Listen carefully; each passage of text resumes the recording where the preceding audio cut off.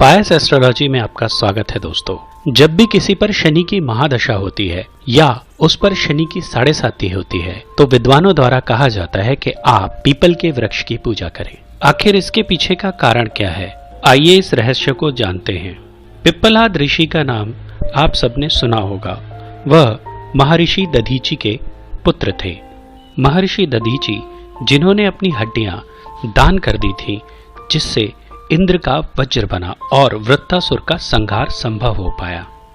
यह घटना ब्रह्म पुराण की है। शमशान में जब महर्षि दधीचि के मांसपिंड का दाह संस्कार हो रहा था तो उनकी पत्नी अपने पति का वियोग सहन न कर पाई और पास में स्थित पीपल के वृक्ष की कोटर, जो जड़ों के कारण एक गहरा गड्ढा बन जाता है, उसमें अपने 3 वर्ष के बालक को रखकर स्वयं चिता पे सती हो गई। इस प्रकार महर्षि दधीचि और उनकी पत्नी का बलिदान हो गया।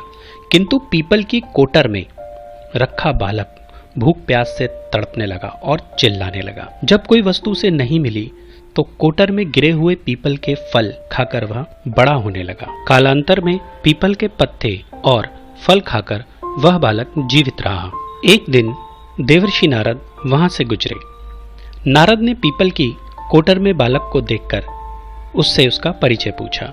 बालक ने अपना परिचय दिया और बताया कि मैं नहीं जानता कि मैं कौन हूं। नारद ने पूछा कि तुम्हारे जनक कौन है। तब बालक ने उसी तरह का उत्तर दिया कि वह नहीं जानता कि वह कौन है। तब नारद जी ने अपना ध्यान धरकर उस बच्चे के बारे में पूरी जानकारी निकाली और उसे बताया कि तुम महान दधीचि के पुत्र हो। तुम्हारे पिता की अस्थियों का वज्र बनाकर ही देवताओं ने असुरों पर विजय प्राप्त की थी।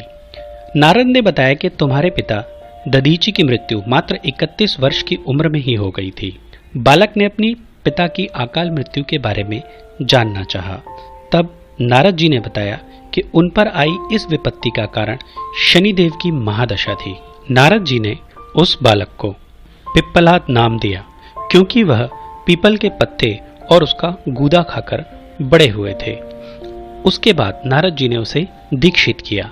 नारद जी के जाने के बाद उस बालक ने, जिसका नाम पिप्पलाद था, ब्रह्मा जी की घोर तपस्या की और उन्हें प्रसन्न किया। ब्रह्मा जी ने जब बालक पिप्पलाद से वर मांगने के लिए कहा तो पिप्पलाद ने अपनी दृष्टि मात्र से किसी को भी जलाने की शक्ति मांगी। ब्रह्मा जी ने उसे वरदान दे दिया। ब्रह्मा जी के वरदान के बाद पिप्पलाद ने सबसे पहले शनिदेव का आवाहन किया और उन्हें अपने सामने प्रस्तुत किया। सामने पाकर उन्होंने शनिदेव को भस्म करना शुरू कर दिया। शनिदेव सशरीर जलने लगे। ब्रह्मांड में कोलाहल मच गया। सूर्यपुत्र शनि की रक्षा के लिए सारे देवता विफल से प्रतीत होते थे। सूर्य ने अपनी आंखों के सामने अपने पुत्र को जलता हुआ देख ब्रह्मा जी से उसे बचाने के लिए विनय निवेदन किया। ब्रह्मा जी ने स्वयं पिप्पलाद के सम्मुख प्रकट होकर शनिदेव को छोड़ने के लिए कहा, किंतु पिप्पलाद तैयार न हुए। ब्रह्मा जी ने एक के बदले 2 वरदान मांगने की बात कही। तब पिप्पलाद ने खुश होकर 2 वरदान मांगे। पहला, जन्म से 5 वर्ष तक किसी भी बालक की कुंडली में शनि उसको अकारक नहीं होगा। जैसे मैं अनाथ हुआ, शनि के कारण कोई और अनाथ नहीं होगा। दूसरा, उन्होंने कहा, मुझ अनाथ को पीपल ने शरण दी थी, अतः जो व्यक्ति सूर्योदय से पूर्व पीपल वृक्ष पर जल चढ़ाएगा उस पर शनि की बुरी महादशा का असर नहीं होगा। ब्रह्मा जी ने तथास्तु कह वरदान दिया। तब पिप्पलाद ने जलते हुए शनि को अपने ब्रह्मदंड से उसके पैरों पर आघात करके मुक्त किया, जिससे शनिदेव के पैर क्षतिग्रस्त हो गए और वह पहले जैसी तेजी लायक नहीं रहे।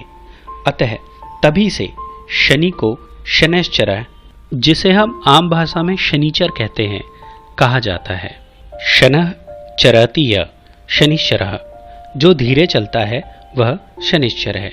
आग से जलने के कारण शनि की काया काली पड़ गई। आप अक्सर किसी भी पीपल के पेड़ के नीचे शनि की काली मूर्ति जरूर देखते होंगे। उसके पीछे यही पौराणिक कारण है। जब शनि की महादशा या 7.5 चलती है, जो आपके लिए अच्छी नहीं है, तो ज्ञानी जनों के पास बहुत सारे उपाय होते हैं, परंतु आम जनों को करने का एक साधारण सा उपाय मैं आपको बताता हूं, जिसका लाभ 100% मिलता है।